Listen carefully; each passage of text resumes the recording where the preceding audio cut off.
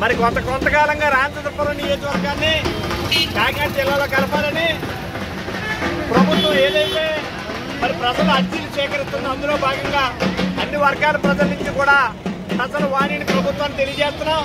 ఈరోజు ద్రాక్షారామ అంటే మరి పల్లెటూర్లకి కేంద్ర బిందువైనటువంటి ద్రాక్షారామాలో వర్తక వ్యాపారస్తులు, విద్యార్థులు, అలాగే ఆటో కార్మికులు, రిక్షా కార్మికులు, చర్మకారులు, ట్యాక్సీ యూనియన్లు అన్ని వర్గాల ప్రజలు కూడా మరి రామచంద్రపురం నియోజకవర్గాన్ని కాకినాడ జిల్లాలో కలపాలని 29, 30వ తారీఖు వచ్చేటటువంటి మంత్రివర్గానికి తెలియజేయడానికి భారీ స్థాయిలో నియోజకవర్గానికి వెళ్తాం.